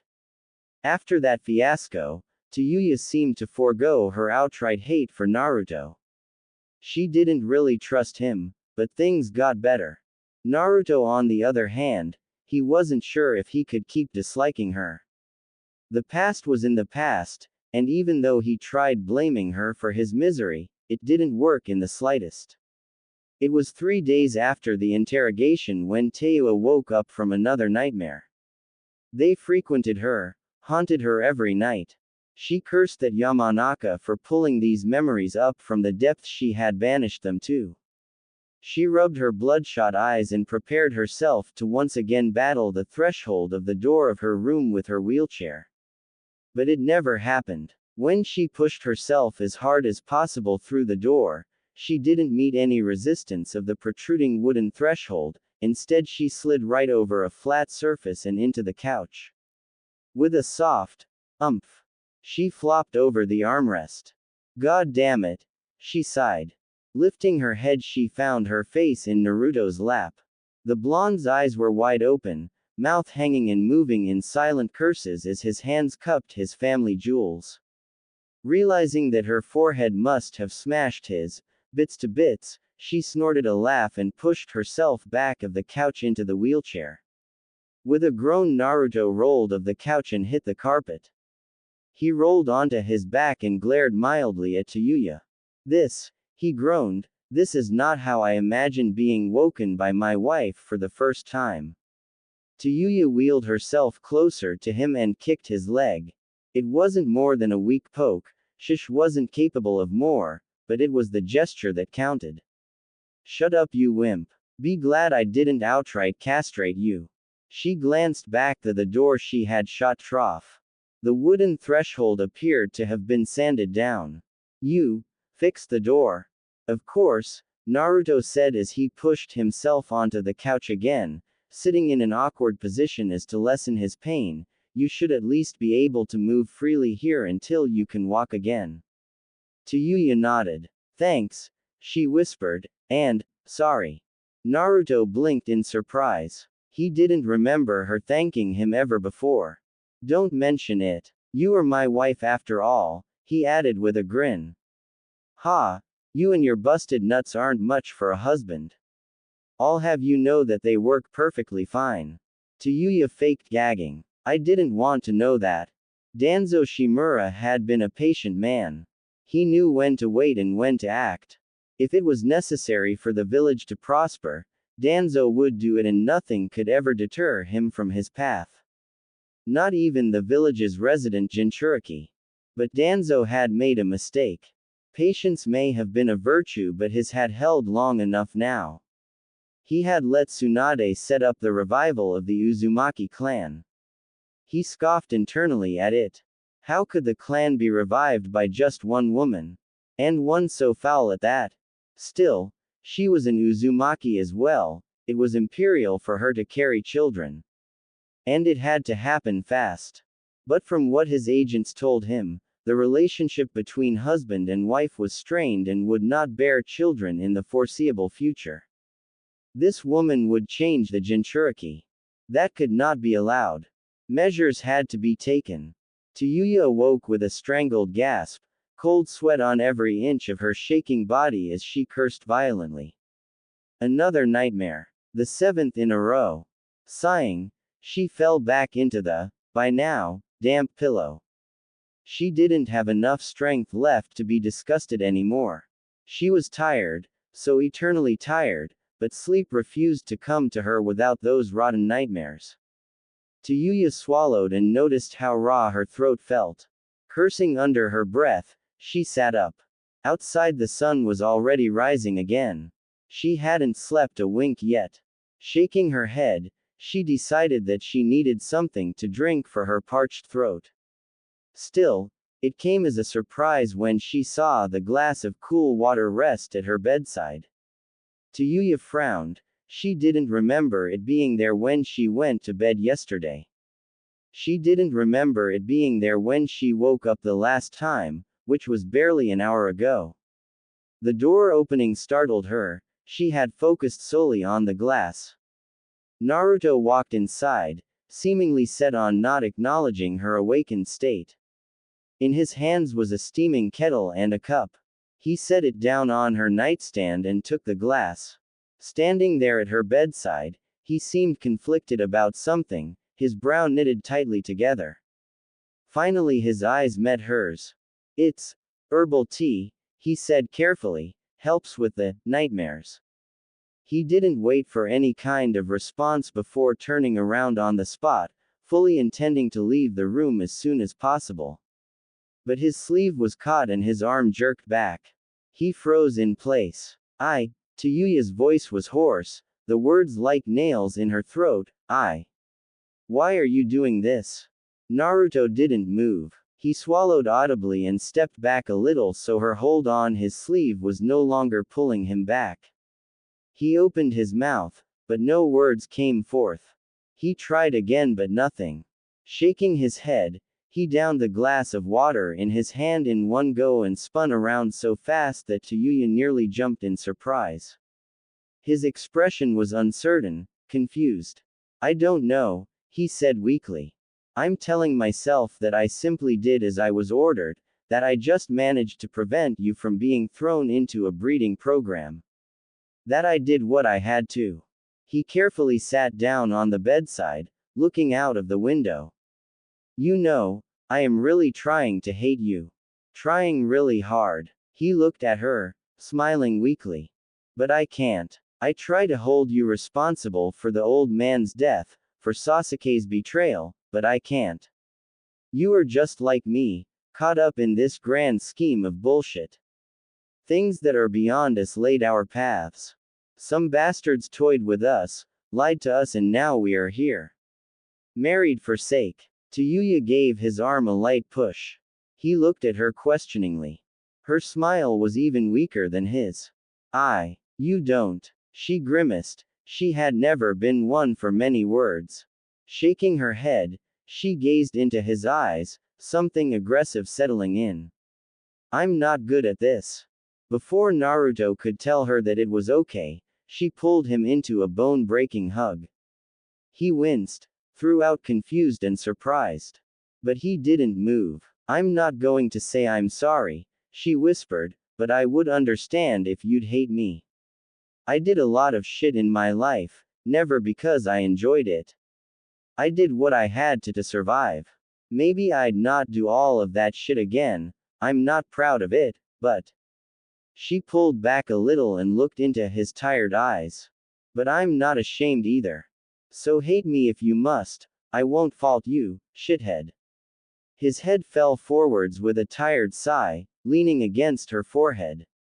I told you, Tayuya, he whispered, meeting her eyes again, I can't hate you for that. Then what else will you do? She asked quietly. His smile was a little stronger than before. You are my wife, you know. Maybe I could try loving you instead. She expected the squeals this time and had enough time to cover her ears. The brown-haired boy wasn't as lucky. His rapt attention was broken and he fell off the bedside with a yelp. She grinned down at him. We both knew that was gonna happen. The boy just scoffed, an incredibly adorable action for a 4-year-old. Now, she said to all of them, if you wanna hear what happened when we woke up you better be quiet. She woke up to comforting warmth around her. No nightmare woke her. No one entered her room to drag her off to training or another experiment. She wasn't woken by her instincts, she didn't feel endangered. She felt safe. A feeling she hadn't had in over a decade. And exactly that set her on edge. She wasn't safe. She never was. Safe wasn't right. Safe was something she didn't get to feel. But sleep clung heavily to her, the warmth pleasantly suffocating her fears. Still, she pried her eyes open and came to face the wall. That in itself was already strange. Never would she allow herself to sleep without securing the entrance to her sleeping place. Then she noticed the strangest thing that had happened to her yet. There was a pair of arms wrapped around her waist. Tayuya wasn't dumb. She was a shinobi after all, and even if she was cuddly warm, completely confused and just about to fall asleep again, she knew whose arms were wrapped around her. So the only question left to answer was, why? That was not as easily answered. She didn't remember falling asleep like that, or did she? The warmth made her head fuzzy. Why was this so comfortable? Didn't that guy hate her or something? Stupid bipolar. Tayuya squirmed a little and tried to turn around. She managed to lay on her back, but his arms still had her trapped. Tilting her head sideways, she looked at his face. Naruto looked surprisingly peaceful when asleep. It had been the same when he had fallen asleep on the coffee table. There was no frown, no stress visible. He didn't look as haggard as he had before. Maybe this was his first fully slept through night, just like hers, in a long time. She couldn't find herself to get angry. Not after what he had told her last night. He said he could try to love her. It made her smile, even now. A stupid smile, so wide it hurt her face, not used to the motion. How could he say that? How could he just decide to not hate her, even love her? Tayuya owed him a lot. She didn't want to imagine what would have happened to her if that Danzo guy would have gotten his hands on her. She blinked when he nuzzled his face into her hair. Maybe having it cut wasn't necessary after all. She shook her head mentally. Could he even do that? Was that even allowed? To just try and love her? Hell, could she even do the same? Now, aside from the fact that his admittedly handsome face was not an inch from hers, he wasn't that bad of a guy. He was compassionate, honest, hard-working and so caring. Caring for her, whom he hadn't even known, who had just been pushed onto him. He had helped her without expecting anything. He was patient beyond what she had ever imagined possible. He was a good cook, he was funny. No one had ever made her laugh so hard before, or made her laugh in general. He protected her, and even though it bugged her that there was the need to do that at all, it was a wonderful feeling. Her husband was an amazing guy. In retrospect, aside from her being a cripple, this was the best thing to ever happen to her. She smiled, she just couldn't help it. It wasn't like her to feel that giddy. Looking over his short blonde hair, she spotted the tea kettle on her nightstand. She dimly remembered him placing it there when she cried into his shoulder. Embarrassment washed over her and her ears burned as red as her hair. What was wrong with her? Since when did she cry, let alone in the presence of another? She had cried because she felt alone, cried because she felt hopeless, hurt and wounded. She felt weak, but he assured her he'd help her be strong. She felt alone and he told her he'd be there. There was pain and he promised to stand through to with her. What was wrong with this guy? Her heart fluttered uncontrollably when she thought about it. Never had anyone ever been so nice to her. So good. The concept in itself felt foreign. On what grounds could he make these promises? She couldn't think of a single reason why he wouldn't just get rid of her. Of course Naruto had been awake from the moment she stirred in his arms. How she even ended up there. In essence, she passed out crying against him, clinging to his shirt. He just couldn't leave her then, not when she truly needed him. Not that he could have left if he wanted to. Her grip on his shirt was vice-like. She squirmed in his arms and turned onto her back. He tried his hardest to remain undetected, yet he awaited the punch or shove to come. But she didn't. He could feel her breath against his lips and her eyes on him. Why wasn't she pushing him away? Then her hand came to rest on his cheek and he couldn't help but open his eyes. Violet eyes stared back at him, her expression bordering serene as her hand drifted slowly up his temple and into his hair. She had no sneer on her lips, no frown marred her face, no pain in her features. She was beautiful, gorgeous. How had he missed that before? Her lips parted slightly. Your hair, she whispered, it's changing color. Is it? He found himself asking, just as breathless as she had. Her nod was small as her fingers scraped along his scalp. It's getting darker. Is orange by now, she murmured as he tired not to give in to her touch. It sent tingles down his spine all the way to his toes. He decided he had to ask. Ask the question she must have had as well. What are we going to do? A smile tugged on her lips. I have no clue. He smiled as well. Yeah, neither have I, sucks. Her smile widened as he cursed. I'm already rubbing off on you. His shrug was small, not to disturb their position. Could be a clan thing. Tayuya laughed. You better bet it is. So, he began, what are we going to do about this? He could see her ears redden. Off, she asked uncertainly. It was so very much unlike her, it was downright unsettling. Naruto frowned and pulled back. Her hand stayed at his cheek until he was out of reach, dropping away painfully slow. Her eyes were glued to his until she blinked a few times and looked at her hand. She blushed. Breakfast, he suggested. She just nodded and pulled her hand back, hugging it to her chest and turning to the wall again. Naruto stared at her back. He wasn't sure what to think, what he was allowed to think. He walked out of the door when he heard a quiet, thank you, and knew it was okay. The summon from Tsunade was not any more personal than the last one. So Naruto decided to appear through the window as he had before.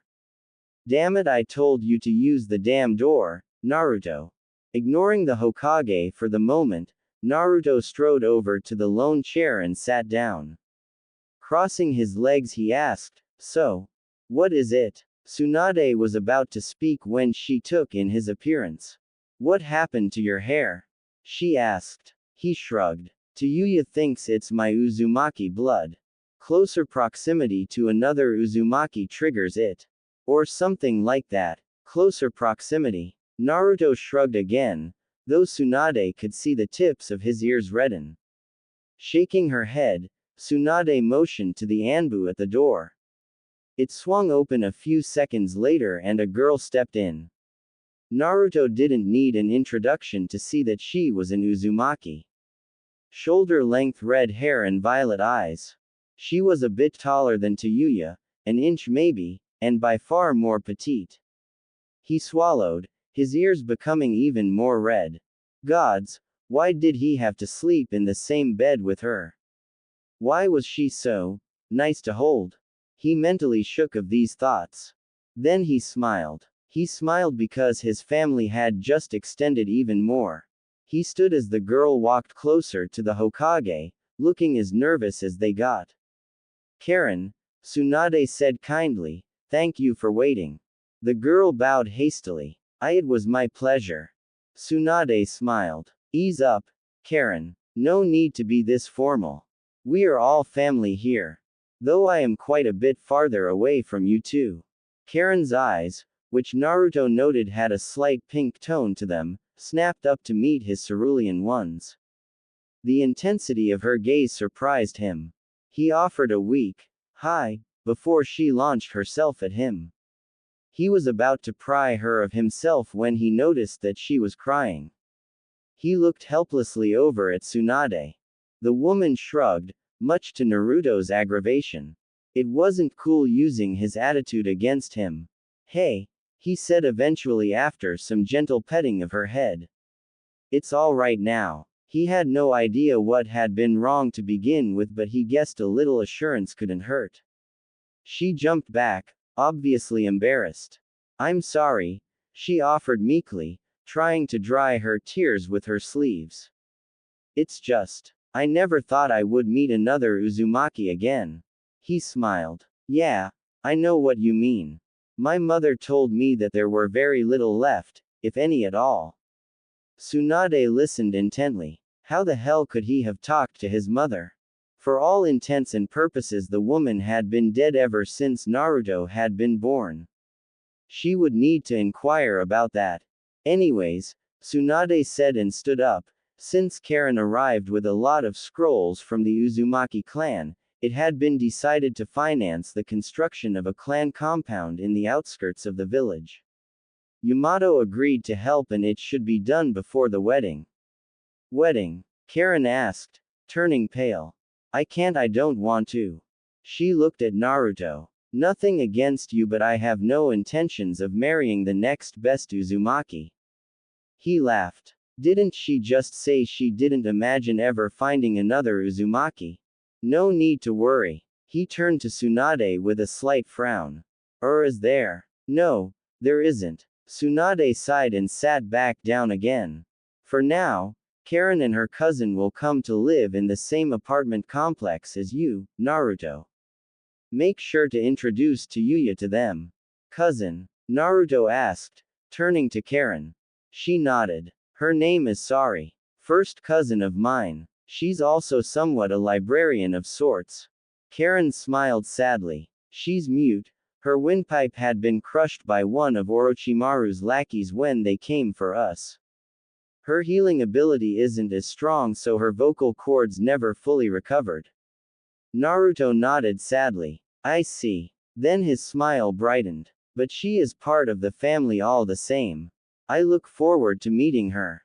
He then stuck his hand out to her. I'm Naruto, by the way. She smiled and shook his hand. Karen. Tayuya was waiting for Naruto to return. She found herself in need to talk to him. She wanted to get out of here, even if she had to be pushed around in her wheelchair. Being indoors all the time was driving her crazy. And without Naruto here, it was boring. He was fun to be around and he took her coarse language in a stride, even picking it up to some degree. It made her smile. The Uzumaki, known for stealing, red hair and cursing till kingdom come. She wanted out, roll around for all she could. Tayuya also wanted her flute back, or at least a new one. Imagine her surprise when she saw Naruto walking up to the apartment building, pulling a cart together with two red heads. She ripped the window open and leaned outside. Ooey, shithead. Who's that? He looked up to her. Waving, he shouted back to her. Hey there. We have gained 2 more clan members in just one day. You married another. And 2 at the same time. She exclaimed, scowling something fierce. She didn't think he'd be that type of guy. Asshole. Didn't he already have her? What? No. He shouted back up, waving his hands frantically in denial. I didn't. I swear. Tsunade made sure that they can't force me to marry another woman. Tayuya nodded to herself. Good. Then she promptly turned bright red. Where did the jealousy come from? She shook herself out of it. Then come get your ass up here, shithead. Naruto sighed as she slammed the window shut. Karen and Sari walked up to his side. The mute girl held up a piece of paper. It read, Mad Wife.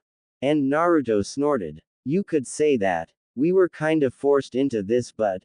A smile tugged at his lips. We're getting along. Karen smiled. She seems energetic. Naruto laughed. That's one way of putting it. The window overhead was thrown open again. I heard that, idiot.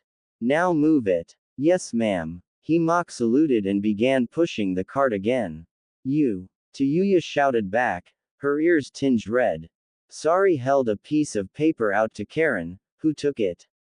It read, if they were forced into this, then whoever did it was a damn good matchmaker.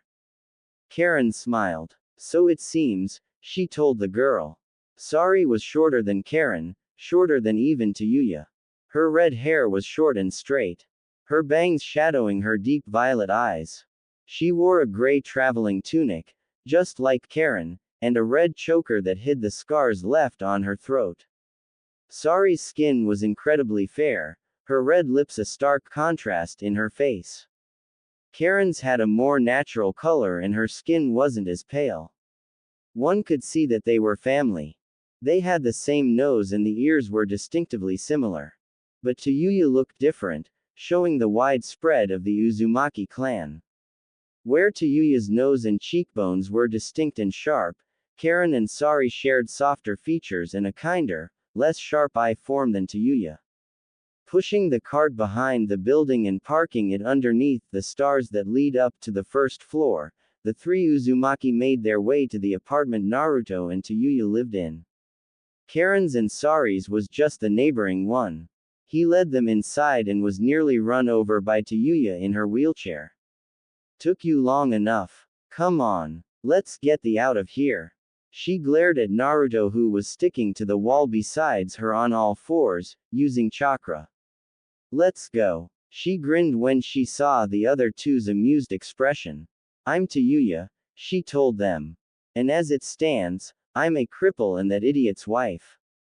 Now come one. Naruto was calmly pushing Tayuya through the streets of Konoha, pointing out buildings and the occasional memory of AD rank mission to her and the 2 newest Uzumaki. Tsunade had arranged for furniture to be moved into the apartment building and until that was over, they had nothing better to do than go shopping. The markets of Konoha were bustling with people and merchants, even in the late afternoon hours. Naruto didn't expect anything out of the ordinary to happen. The rebuilt market was mostly hastily set up stands from foreign merchants. The locals were still recovering and most funds were put into regaining the village's infrastructure and medical institutions. Food and water supply were up there in the priority list before the local economy was kick-started again. It would take some time but the village was on a good way. But just as he noticed Tayuya staring intensely at a vendor to their left, someone called out to him.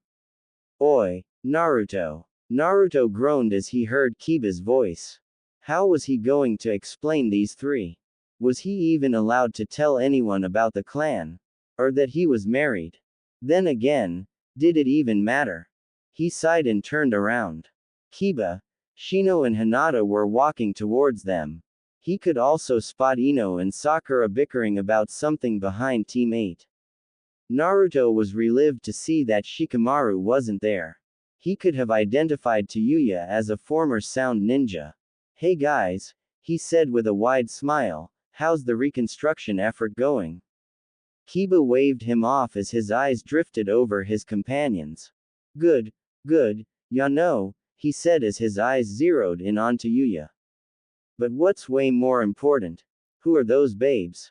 Tayuya had yet to take her eyes of a sleek black flute she could see in one of the displays, but being called, babe, had her eyebrow twitch violently. Now listen here. Tayuya stopped short as her words seemed to come from Naruto's mouth. This, Naruto said with a voice so hard it could crush feeble spirits, as he put a hand on Tayuya's shoulder, is Tayuya. And like Karen and Sari here, he motioned to the girls, she's an Uzumaki. His semi-friendly attitude dropped and he outright glared at Kiba.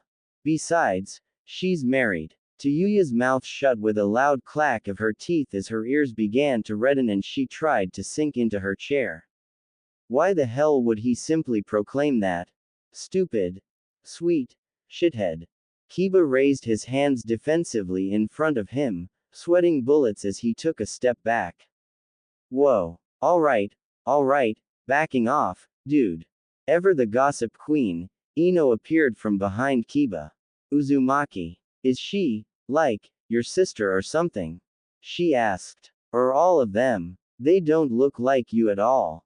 What happened to your hair by the way? Who's the husband? Did you get taller by any chance? As Ino continued to rumble off questions that would not find any answer soon, Sakura stepped forward and shoved Ino's head.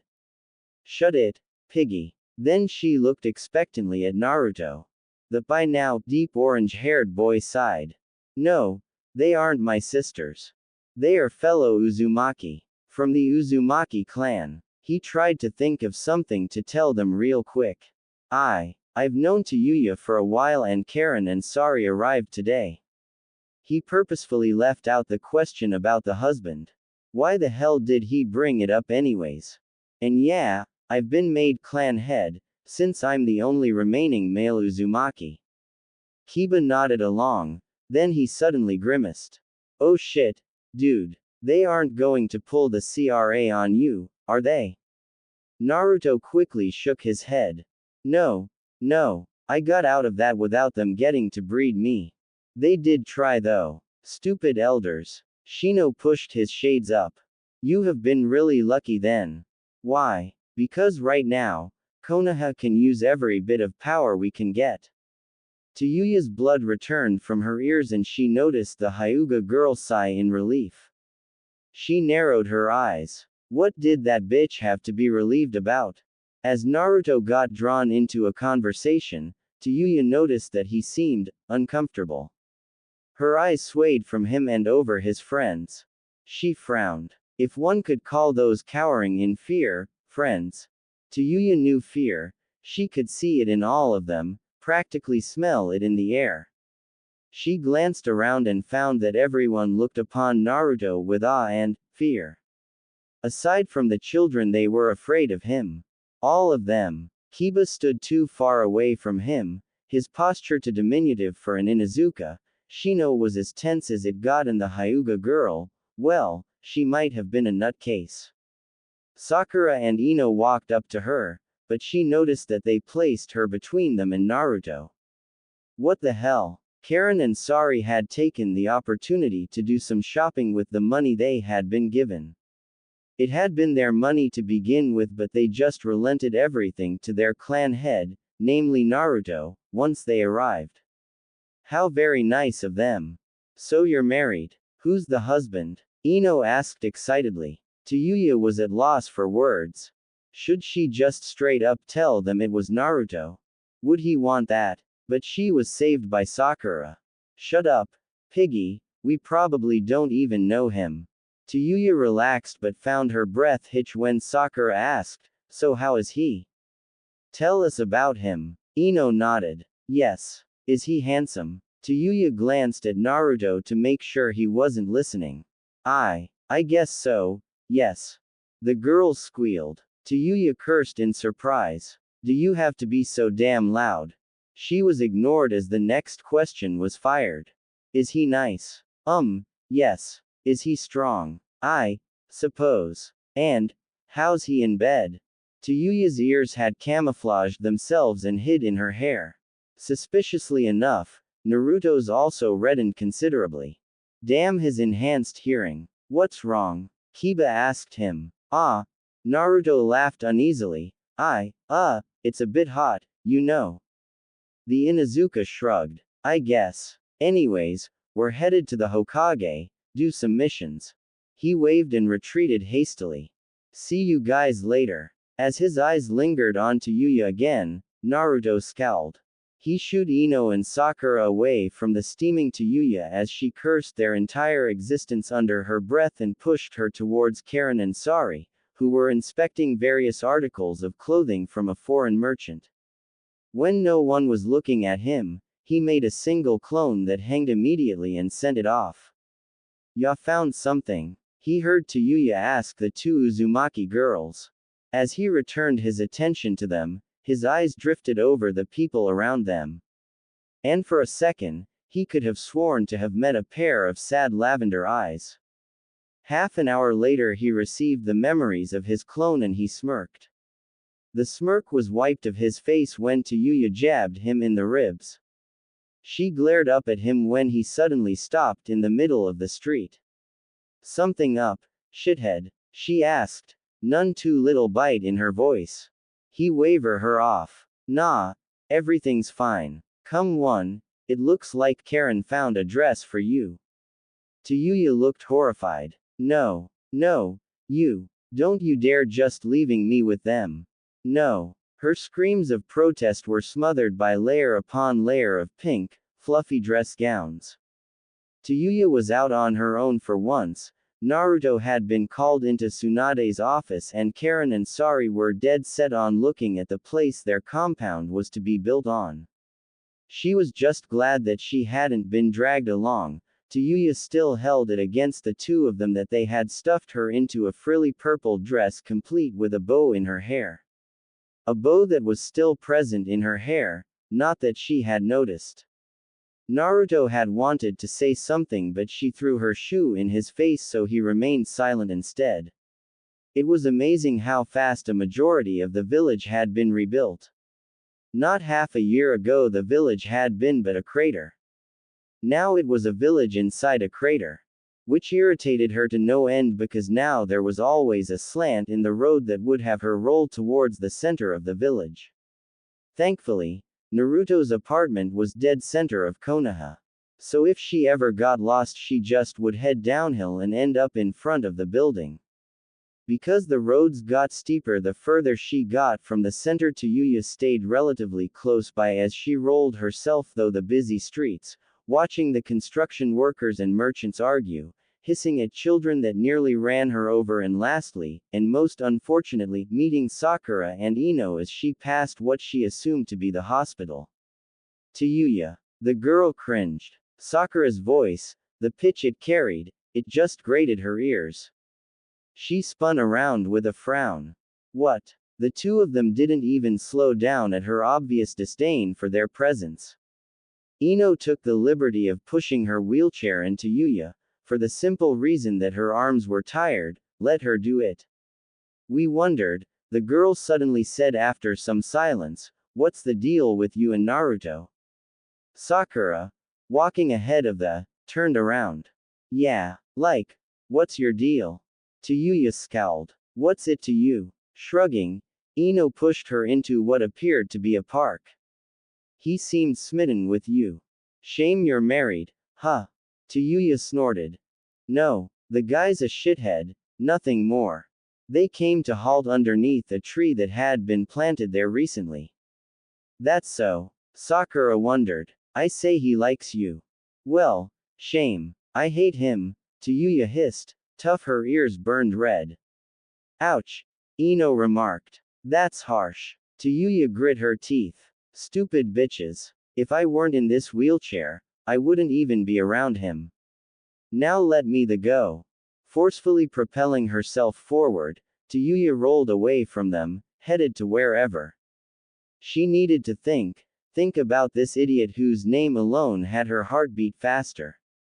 Naruto, as it was, stood still atop the tree she had rested under. He had intended to pick her up after his meeting had finished. He didn't move, his eyes following her red hair in the crowd until her lost sight of her. He looked down at his hand, looking at his palm, each finger he inspected individually. Clenching it into a fist, he looked up at the sky.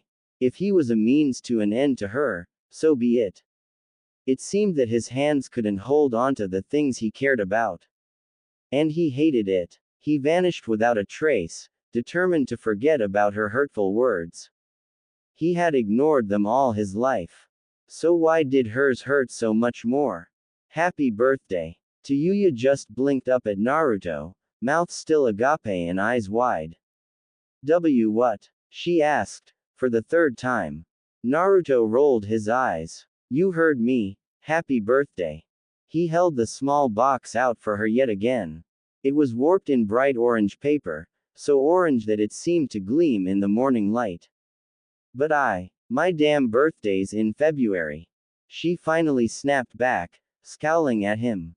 And who told you that? Naruto asked. Orochi. Tayuya sacked a little, but Naruto was quick to continue and press the box into her lap. So, since today you can get out of that wheelchair of yours, we are marking a new beginning in your life, if not the beginning. Meaning that today, the 9th of October, could be as good as your birthday. She stared at the box. And you got me a present.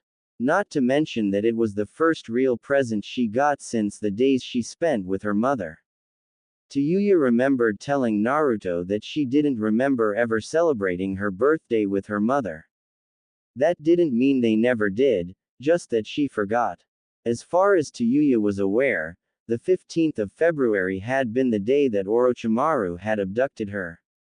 And at every following birthday, she got to try a new medicine or a technique the bastard had developed. Naruto placed a hand on his chest, looking deeply offended all of a sudden. Of course. He huffed indignantly. What kind of husband would I be if I didn't? Tayuya grimaced. You know, you don't have to act on it. They don't expect you to. With a sigh, he sat down on the bed, his back to her. It hurt, Tayuya thought. It hurt that he had dropped the act so willingly, so fast. But then he turned and frowned at her. I did say, I'd try to love you. I am acting. No, I'm not acting at all, actually. I'm doing this because I want to. End of the story. He nudged her leg beneath the blanket. Now come on. Open it. Tayuya doubted his words. Then again, it was he who had told her that words were empty until backed by action. She shook her head and tugged a little at the blue ribbon that sat atop the box, neatly creating the Uzumaki swirl. You had sorry packed this, right? She laughed when his face fell. With the mood lightened, she finally ripped the paper off. Underneath was a wooden box. The box itself was about as long as her forearm, hand included. Did he get her a knife? A short sword? A set of shuriken? She could use all of that, if only to throw it at him when he annoyed her. Pillows were too soft. Smiling a little, she opened it and stopped. Naruto swallowed nervously. Tayuya didn't move. She just stared into the open box and at the item that lay atop the velvet cushion inside. He reached out to get her attention but stopped when he saw her eyes. She was crying. With a deep breath, Naruto stood up and left her to her thoughts. He knew that this was a heavy gift to give. He just hoped she could appreciate it. Naruto left the room silently, put on his jacket and stepped out into the fresh morning air. He was about to go down to fetch something from the baker when the door beside him opened. It was the apartment that belonged to Karen and Sari. Both girls nearly ran into him, arms loaded with scrolls and, curiously enough, an enormous stuffed bear. Naruto! Karen exclaimed, morning. So, how did she like it? Sari nodded as energetically as all the scrolls underneath her chin allowed it. He chuckled weakly. I don't know. She has to accept it yet. It is something special for her, after all. Karen nodded. Don't worry though. She'll love it. Now come help us carry that stuff over to the compound. The storage is finished. We'll have the party when Tayuya is fully awake and, happy with her gift. Naruto nodded and reached for a big scroll in Sari's arms, but then he stopped. Say, he began, why didn't you seal everything here in one scroll? Isn't that easier to carry? Karen smiled sheepishly. We could, she admitted. But neither me nor Sari have enough chakra to push that many potent sealing scrolls into a storage scroll without damaging them. But I do, remember? Naruto said, grinning when Karen's eyes widened. She turned to the door and banged her head against it. Damn it, she exclaimed. All right, everything inside again. Ouch. Rubbing her shin at the calf of her other leg, she glared over at Sari, who had a piece of paper in her mouth. Naruto wondered how she even wrote it, but he laughed anyways as it read, idiot. In big, bold letters.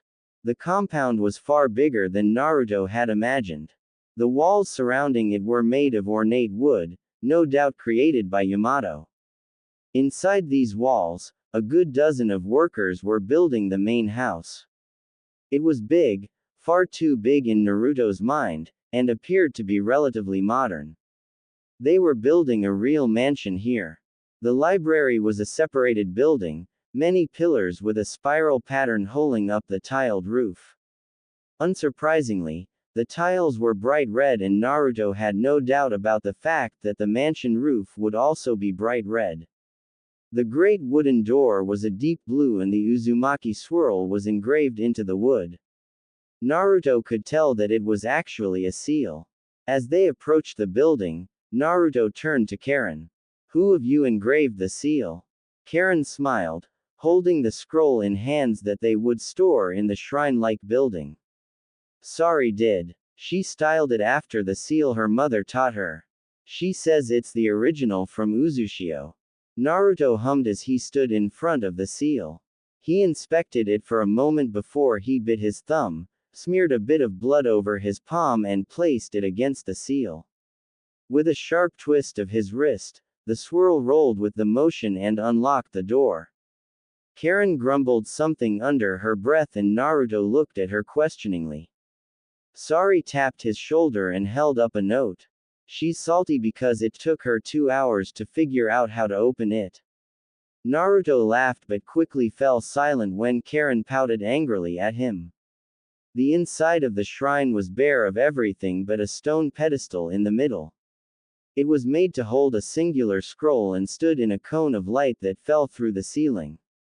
Of course, there was no actual hole in the ceiling. It was just a one-way seal that allowed the light to fall through the roof. The walls were covered from the floor to the ceiling in shelves and holders for scrolls. Karen placed the scroll on the pedestal and the Uzumaki swirl, that was engraved into the stone, glowed red before chains emerged from it and wrapped itself around the scroll. She turned to Naruto. Now only the clan head can take it from this place, she told him. Are you talking about the scroll that you used to beat Orochimaru's head in? The black-haired boy asked. She looked strangely at him. How do you even know about that? He shrugged. Papa told me. Oh, she asked, a venomous tinge to her voice. Then you better tell your red-eyed moron of a father that he'd better keep his mouth shut.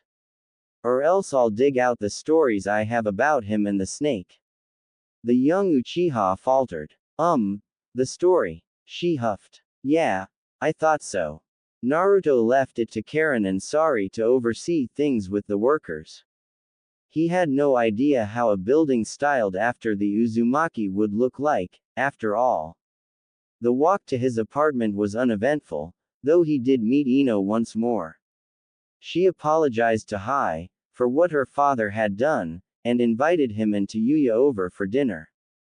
The fact that she said, "You and your wife," gave away that she had been let in on the secret, if you could even call it that. Inoichi, apparently, was ashamed of himself and wanted to apologize. In the end, Naruto accepted, mainly because he knew that Tayuya would enjoy hearing the man try to amend, probably groveling before her. He was walking up the stairs when a haunting melody reached his ears and he stopped dead in his tracks. Never had he heard the tune before, but it carried such weight with it, so much emotion that Naruto had forgotten how to breathe. He shuddered, felt his skin tingle and his eyes widen. The sorrow of the music was palpable in the air, the pain it conveyed so deep he could barely grasp it. The notes climbed higher and higher, yet the mood didn't seem to lift with them, no, it decreased further. He stumbled up the stairs and lost his keys thrice while trying to unlock the door. And just as he pried it open, the music changed. Slowly and subtly, it evolved, from a deep depression into something akin to tranquility. Falling in over his own 2 feet, he stumbled through the living room, and just as he was about to open the door to Tayuya's room, the music took on a happy note. And he couldn't help but smile. Naruto swallowed thickly. For some reason he couldn't explain, he was out of breath. He grasped the doorknob carefully and slowly turned it. The door swung open and Tayuya, actually stood, by the window, the flute he had gifted her pressed to her soft lips as her fingers danced slowly over it, producing sounds that Naruto hadn't thought possible. He took a step towards her, and another, and slowly, almost reverently walked over to her. She stopped playing when he stopped at her side, and he was so close to beg her to continue. Her eyes opened and they were different. Her eyes were alive, her deep violet eyes, her amethyst eyes, were alight with so many emotions, and all of them her music had radiated through the air. But the most prominent one, the one visible in her features, was genuine happiness. Her smile so light, so freely given, it was the most beautiful thing he had ever seen. She was the most beautiful thing he had ever seen. The fire in her eyes, the fire that burned in her soul, had not been diminished by all the atrocities her life had led her though. She was proud, she was strong, she was beautiful.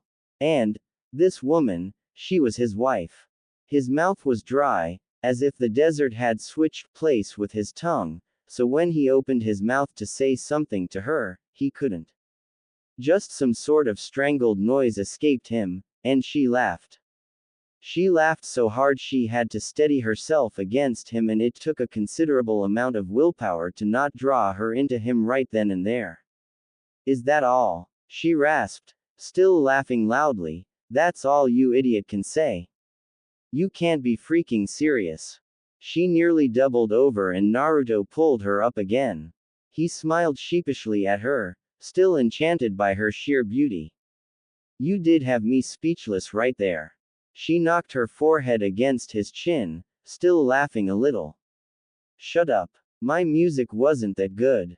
He lifted her chin with his right hand and stared into her eyes. "I wasn't talking about the music." Tayuya's smile slipped away, making way for curiosity, for doubt and fear. She was afraid of him, of what he could say. Naruto bit back his grimace and kept holding on to her. "But," he spoke again, "your music was just about the most beautiful thing I ever heard." He smiled reassuringly at her, and he could feel that it worked a little. "You remember, right, that I told you I would try to love you?" He swallowed when she nodded carefully. "And you're making it quite easy, you know." "Ah, that's so sweet." The pink-haired girl squealed. She was hopping up and down at the foot of her bed. She smiled at the child. Makoto, the pink-haired girl, daughter of Sakura Uchiha and Sasuke Uchiha, and her black-haired twin brother Shisui Uchiha, named after his honorary uncle. The parents did the kid a favor and didn't name him Itachi. Think of the burden of the name. These two were born on an eventful afternoon 5 years ago. Imagine Tayuya's surprise when Sakura announced that she was pregnant again. It was ridiculous, and Sasuke wasn't even in the village all that often. That horny bastard. The little Inuzuka, Kaiba, a name she'd never understand how Tamaki agreed to it, was the son of Kiba and Tamaki Inuzuka. The most surprising thing about him was the fact that his partner was a cat and not a dog, as it would have been custom with the Inuzuka. Speaking of the little kitten, she hadn't seen it yet. Then again, they were forbidden in the hospital, moreover so in the maternity ward. Finally, there was Ino's brat. Just 4 years old and already a gossip queen to boot. Inori, they named her, to follow tradition. Tayuya could bet that Sai didn't find the name artistic in any way he could think of, but no one would dare talk to the post-labor Ino about that. She and Makoto made a perfect team and she'd swear that no one could spread news as fast as them. Come to think of it, she spoke aloud, where is Shikadai? Shouldn't the Nara kid be with you as well? They all gave her a deadpan look and Shisui said, he's too lazy. Tayuya snorted. Figures. Tamari would get to swing her fan again.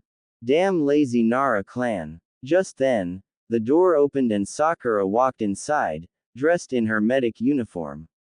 For a second, Tayuya was confused about her appearance, but then she remembered that she had taken over as head medic since Tsunade retired. Sakura smiled at her and turned a glare at the children, especially her twins. Didn't I tell you to stay out of the maternity ward? Why are you all here? She questioned, looking at each of them individually.